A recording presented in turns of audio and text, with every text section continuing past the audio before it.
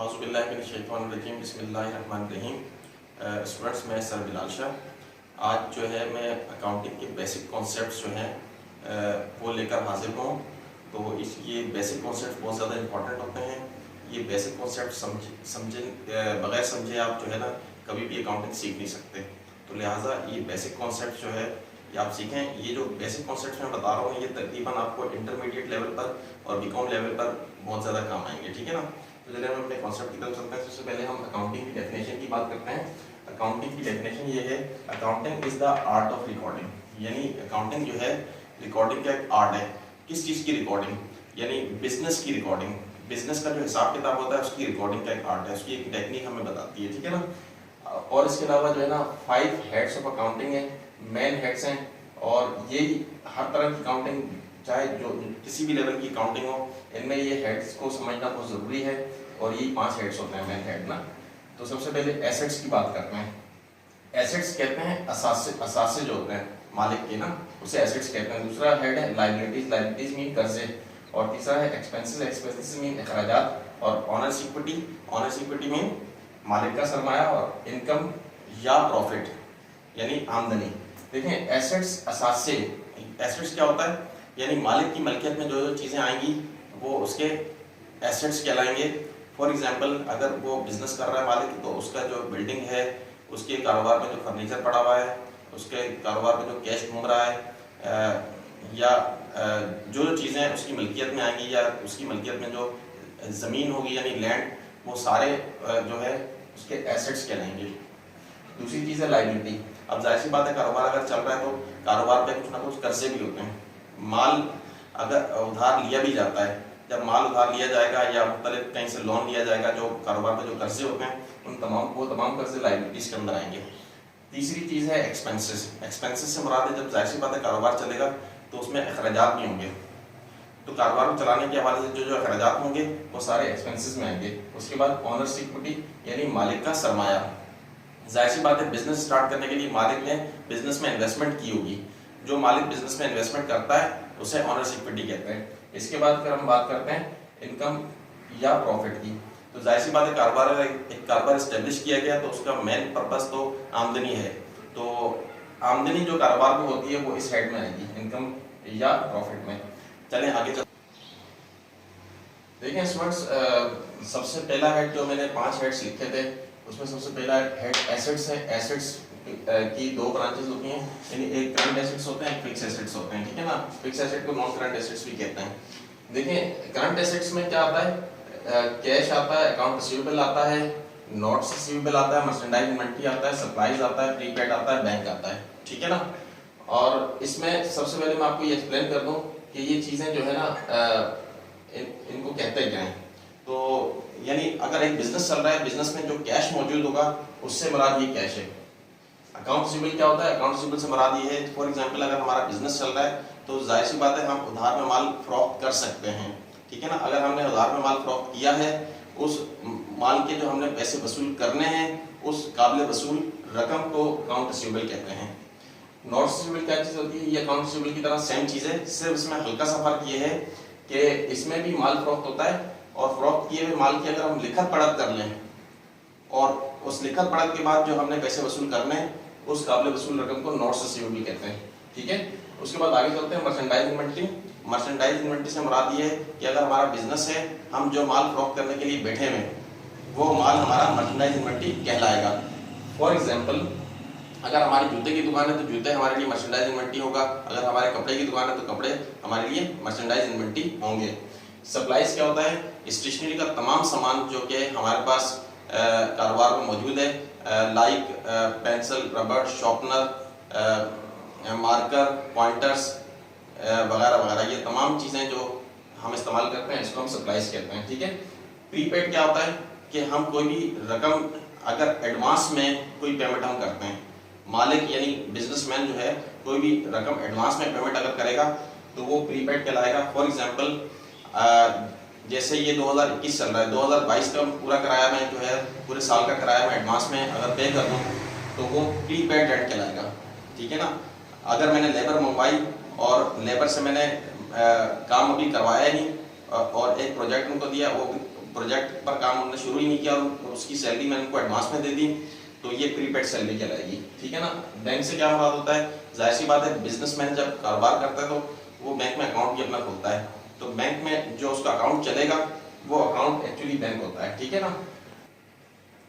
देखिए स्टूडेंट, ये fix assets की बात करते हैं जिसको हम नॉन करंट एसेट्स भी कहते हैं। सबसे पहले लैंड आता है, तो लैंड क्या चीज होती है, लैंड में आपको एक्सप्लेन कर दूं कि कारोबार में यदि जो मालिक है, बिजनेसमैन है, उसके कस्टडी में जो जो जमीनें होंगी और जिसमें वो कारोबार कर रहा होगा वो सारी जमीनें जो है वो लैंड कहलाएंगी। बिल्डिंग से क्या मुराद है, बिल्डिंग से मुराद ये है कि ऐसी तमाम बिल्डिंग्स जो कि बिजनेसमैन के पास जो है कारोबार की वजह से या कारोबार की पर्पस के लिए मौजूद हैं, वो तमाम बिल्डिंग इसमें आएंगी, ठीक है। तो उसके बाद फर्नीचर से क्या मुराद है, फर्नीचर से मुराद ये है कि उसकी जो बिजनेस है, उसका जो कारोबार है, कारोबार में जो भी फर्नीचर रखा हुआ है, फॉर एग्जांपल टेबल, कुर्सियां, कबर्ड्स वगैरह वगैरह, ये तमाम फर्नीचर इस फर्नीचर में आएगा, ठीक है। इक्विपमेंट से क्या मुराद है, इक्विपमेंट से मुराद है ऐसे इलेक्ट्रॉनिक टूल्स जो कारोबार रन करने में बिजनेसमैन की मदद करें, तो उसे इक्विपमेंट कहते हैं। फॉर एग्जांपल कैलकुलेटर है, कैलकुलेटर से हर तरह का हिसाब किताब किया जाता है और इलेक्ट्रॉनिक आइटम भी है, तो ये कारोबार में हमारी मदद कर रहा है, तो ये भी इक्विपमेंट है। इसी तरह कंप्यूटर जो है वो भी इक्विपमेंट है, प्रिंटर के जरिए हम प्रिंट निकालते हैं, कारोबार में हमारी मदद कर रहा है, तो प्रिंटर भी एक इलेक्ट्रॉनिक इक्विपमेंट है। और इसी तरह टाइपराइटर अगर है तो टाइपराइटर भी इक्विपमेंट में आएगा। उसके बाद व्हीकल है, व्हीकल से मुराद ये है कि ऐसी गाड़ियाँ जो कारोबारी पर्पस में इस्तेमाल हो रही हैं, यानी सामान लाने और ले जाने में जो गाड़ियाँ इस्तेमाल हो रही हैं और वो गाड़ियाँ परचेज करके बिजनेसमैन ने कारोबार में रखी हुई हैं, वो सारी गाड़ियाँ व्हीकल में आएंगी, ठीक है ना। इसके अलावा इसके बाद है गुडविल। गुडविल से मुराद ये है कि किसी भी कारोबार की जो साख होती है मार्केट में, जो उसका नाम होता है, वो गुडविल कहलाता है। फॉर एग्जाम्पल अगर हम जो है अहबाब स्वीट्स की मिसाल ले लेते हैं, अगर हमें अहबाब स्वीट की मिठाई अच्छी लगती है तो इसका मतलब है कि उसके नाम के पीछे लोग जा रहे हैं, उनका उसका मार्केट में एक नाम है। फॉर एग्जांपल लोग अगर कहते हैं कि भाई डॉलिस का फ्रिज बहुत अच्छा है, तो डॉलिस का एक नाम मार्केट में पैदा हो गया है, उस नाम के पीछे लोग जाते हैं, वो उस डॉलिस की जो है वो गुडविल है, तो गुडविल से मुराद ये होता है, ठीक है ना। देखिए स्टूडेंट्स, अब जो मेन हेड मैंने 5 लिखवाए थे उसमें सेकंड हेड जो है लायबिलिटीज है। अब लायबिलिटीज के ये सब हेड कहलाते हैं। अब इनके बारे में मैं आपको समझाता हूँ कि ये क्या होते हैं। देखिए सबसे पहले आता है अकाउंट्स पेएबल। अकाउंट्स पेएबल से मुराद ये है कि जैसे फॉर एग्जांपल अगर मेरी एक शॉप है, मेरा एक जनरल स्टोर है, तो मैं उधार माल अगर मैं लोगों को सेल कर सकता हूँ तो मैं उधार माल परचेज भी कर सकता हूँ।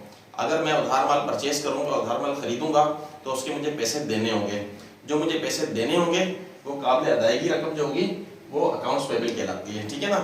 तो नोट्स पेएबल क्या चीज़ होती है, नोट्स पेएबल जो है ना अकाउंट्स पेएबल की तरह सेम चीज़ है, सिर्फ इसमें लिखत पढ़त हो जाती है, यानी वो काबिल अदायगी रकम जिसकी हम लिखत पढ़त भी कर लें और लिखत पढ़त के बाद वो रकम हमने अदा करना हो हमें बाद में, तो वो उस रकम को हम नोट्स पेएबल कहेंगे, ठीक है ना। फिर उसके बाद क्या चीज़ है, रेंट पेएबल। रेंट पेएबल के 3 नाम है, एक्रूड रेंट या आउटस्टैंडिंग रेंट, ठीक है ना।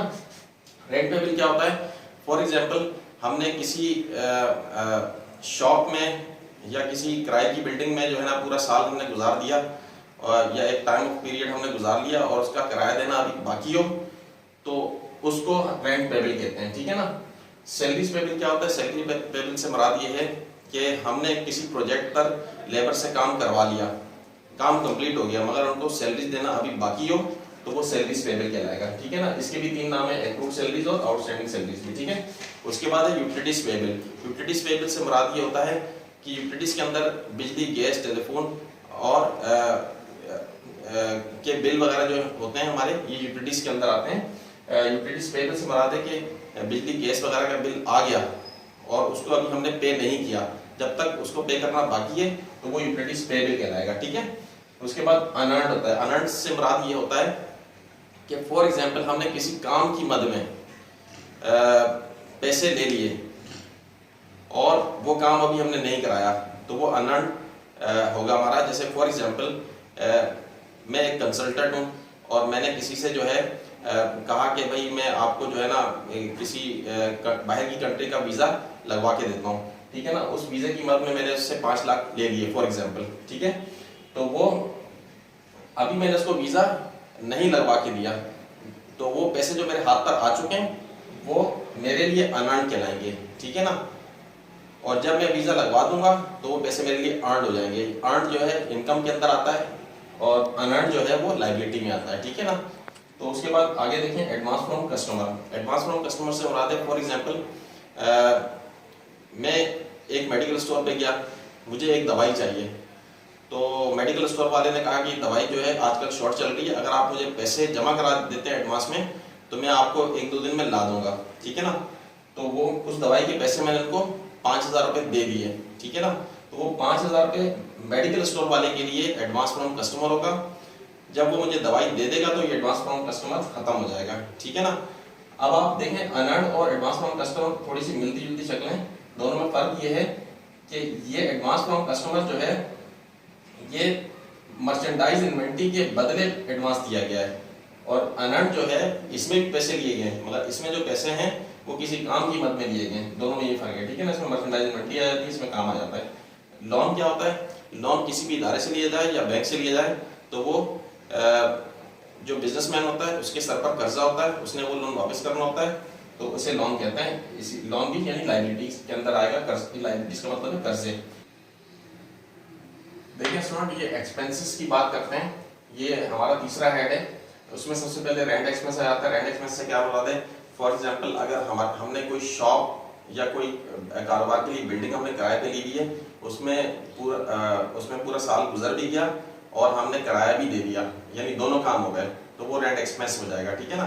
यानी रेंट पेबल और रेंट एक्सपेंस में थोड़ा सा फर्क ये है कि उसमें पूरा साल या एक टाइम ऑफ पीरियड गुजर जाता है, गुजर जाने के बाद जो है किराया देना बाकी हो तो रेंट पेबल है, और अगर एक टाइम ऑफ पीरियड गुजरने के बाद जो है हमने किराया भी देनी हो तो फिर वो रेंट एक्सपेंस बन जाएगा। सैलरी एक्सपेंस क्या होता है, लेबर को एक प्रोजेक्ट हमने जो दिया था, लेबर ने उस प्रोजेक्ट पे काम मुकम्मल कर लिया है और उसको हमने किराया, उनको हमने सैलरीज भी दे दी है, तो फिर वो सैलरी एक्सपेंस बन जाएगा। और अगर प्रोजेक्ट पे काम मुकम्मल कर दिया और सैलरी देना बाकी है तो फिर वो सैलरीज पेबल होगा, जो कि लायबिलिटी में जाएगा, ठीक है ना। तो इसके बाद सप्लाईज एक्सपेंस। सप्लाईज एक्सपेंस से क्या मुराद है, जो स्टेशनरी का सामान, पेंसिल, रबर, शार्पनर वगैरह, हमारे पास मार्कर, पॉइंटर्स वगैरह पड़े हुए, वो स्टेशनरी का सामान हमने यूज करके खत्म कर लिया तो फिर वो सप्लाईज एक्सपेंस बन जाता है, ठीक है। और जब तक वो बाकी होता है, यानी इसको हम यूज नहीं करते, जब तक वो बाकी होता है तो वो सप्लाईज कहलाता है, जो कि एसेट में चला जाता है, ठीक है ना। तो उसके बाद क्या है, रिपेयरिंग एक्सपेंस। रिपेयरिंग एक्सपेंस से मुराद है कि हम अपने बिजनेस में रिपेयरिंग के हवाले से कोई भी काम कराएंगे तो वो उस पर जो अखराजात आएंगे वो रिपेयरिंग एक्सपेंस कहलाएगा, ठीक है ना। मिसलेनियस से जनरल एक्सपेंस से क्या मुराद है, इससे मुराद ये है कि ऐसे एक्सपेंसेस जिसका हम कोई नाम न दे सकें, जैसे कोई हमारे दोस्त यार आ गया, हम उनको बोतल पिला दी, चाय पिला दी या खाना खिला दिया, कुछ इस टाइप के छोटे मोटे खर्चे हो गए जिसको हम नाम नहीं दे सकते कोई, तो उसको हम मिसलेनियस से जनरल एक्सपेंस में डाल देते हैं, ठीक है ना। उसके बाद क्या है, डेप्रिसिएशन एक्सपेंस। डेप्रिसिएशन एक्सपेंस से मुराद क्या है कि ऐसे डेप्रिसिएशन एक्सपेंस से मुराद ये है कि ऐसे एक्सपेंसेस जो कि फिक्स एसेट पे लगते हैं। फॉर एग्जांपल अगर कोई फिक्स एसेट हमने खरीदा है, हमारे पास रखा हुआ है, जैसे फॉर एग्जांपल अगर मेरी टेक्सटाइल मिल है, टेक्सटाइल मिल में जो लूम्स मशीनें चल रही हैं, तो वो मशीनें जो है वक्त गुजरने के साथ साथ उनकी वैल्यू कम होती जाएगी। वक्त गुजरने के साथ जो उनकी वैल्यू कम होती जा रही है वो डेप्रिसिएशन एक्सपेंस की वजह से होती है, यानी उस पर डेप्रिसिएशन एक्सपेंस लग रहा है। तो डेप्रिसिएशन एक्सपेंस तमाम फिक्स एसेट पे लगता है सवाए लैंड के, ठीक है ना। उसके बाद बैड डेट एक्सपेंस से क्या मुराद है, इसकी मैं आपको एक एग्जांपल देना चाहूंगा। Bad debt expense account receivable पे लगता है। फॉर एग्जांपल अगर मैंने किसी को 10,000 का माल उधार बेचा हुआ है तो मैंने उससे 10,000 रुपये लेने हैं, अब उस बंदे ने 8,000 रुपये दे दिए, 8,000 दे दिए और 2,000 अभी लेना बाकी थे कि वो भाग गया 2,000 रुपये खा के कहीं और अब मुझे बिल नहीं रहा, वो 2,000 जो मेरे अकाउंट रिसीवेबल की मद में डूबे हैं वो बैड डेट एक्सपेंस कहलाते हैं, ठीक है। चले आगे चलते हैं। देखिए स्टूडेंट्स, अब चौथे हेड की बात करते हैं, head honours equity. Owners equity में दो हेड आते हैं, सब हेड आते हैं, कैपिटल और ड्राइंग। कैपिटल से मुराद ये है कि बिजनेसमैन कारोबार में जो इन्वेस्टमेंट करेगा, यानी घर से पैसे लाके जो कारोबार में पैसे लगाएगा वो कैपिटल कहलाएगा, ठीक है ना। और ड्राइंग से मुराद क्या है कि बिजनेसमैन अपने जाती इस्तेमाल के लिए, अपने घर के इस्तेमाल के लिए जो पैसा बिजनेस से निकालेगा वो ड्राइंग कहलाएगा, ठीक है ना। आगे चलते हैं। देखिए स्टूडेंट्स, अभी आखिरी जो हेड है इनकम पब्लिक प्रॉफिट, यानी इनकम या प्रॉफिट, ठीक है ना। इसमें देखिए मैंने 3 शक्लें इसकी लिखी हैं।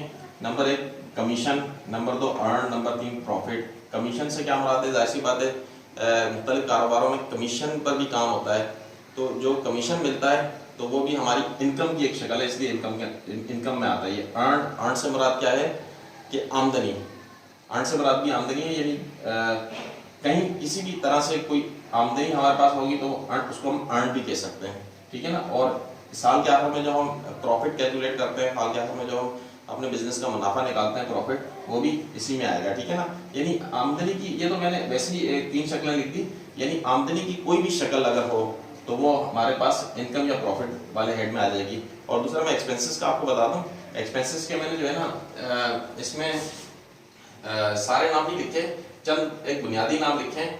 तो आप ये समझिएगा कि अगर कोई भी जैसे फॉर एग्जांपल कोई किसी भी तरह के कोई अखराजात होंगे तो वो एक्सपेंसेस में ही आएंगे, ठीक है ना। तो मगर क्या है कि मैंने यहाँ पर जो भी सब हेड्स लिखे हैं ये बुनियादी जो कि ज़्यादातर यूज होते हैं वो मैंने लिख दिए हैं यहाँ पर। अब हम चलते हैं डेबिट क्रेडिट के रूल्स की तरफ। देखिए स्टूडेंट्स, अब rules of debit and credit को समझते हैं। तो इसमें 5 हेड्स जो हैं मैंने उनके रूल्स यहाँ पे लिख दिए हैं, आप इसको अपने पास नोट कर लीजिएगा। और देखिए सबसे पहले जो है एसेट्स जो है जब भी इंक्रीज होंगे, एरो अगर ऊपर की जानिब जाएगा तो इसका मतलब इंक्रीज है, और एरो अगर नीचे की जानिब जाएगा तो इसका मतलब डिक्रीज है। एसेट्स जब इंक्रीज होते हैं तो डेबिट होते हैं, डिक्रीज होते हैं तो क्रेडिट होते हैं। लायबिलिटीज जब इंक्रीज होती हैं तो क्रेडिट होती हैं, डिक्रीज होती हैं तो डेबिट होती हैं। एक्सपेंस जब इंक्रीज होते हैं तो डेबिट होते हैं, डिक्रीज होते हैं तो क्रेडिट होते हैं, ठीक है। ऑनरेस्ट इक्विटी जो है इंक्रीज होती है तो क्रेडिट होती है, डिक्रीज होती है तो डेबिट होती है। इनकम या प्रॉफिट जो है इंक्रीज होता है तो क्रेडिट होता है, डिक्रीज होता है तो डेबिट होता है। यानी मैं आपको बताऊं कि ये मेन हेड्स के नाम डेबिट क्रेडिट नहीं होंगे, इनके जो सब हेड हैं, जैसे फॉर एग्जांपल एसेट्स के सब हेड मैंने आपको करंट एसेट में cash, account receivable, notes receivable वगैरह लिखवाया था, तो वो जो नाम है वो डेबिट क्रेडिट होंगे, ठीक है ना। हम एक मिसाल में आपको दे देता हूँ कैसे डेबिट क्रेडिट करेंगे। फॉर एग्जांपल अगर हमने जो है 5000 का जो है हमने माल बेचा है, 5000 का, बल्कि दूसरी एग्जांपल थोड़ी चेंज। देखिए स्टूडेंट, मैं आपको एक एग्जांपल यहाँ पे देना चाहूँगा, इस एग्जांपल को नोट कीजिएगा। देखें फॉर एग्जांपल हमने 10,000 का फर्नीचर खरीदा, फर्नीचर फिक्स एसेट में आता है, ठीक है ना। तो इसमें याद रखिएगा ये एक ट्रांजैक्शन है कि हमने 10,000 का फर्नीचर खरीदा। तो इस हर ट्रांजैक्शन में दो काम होंगे, एक काम डेबिट वाला होगा, एक काम क्रेडिट वाला होगा, ठीक है ना।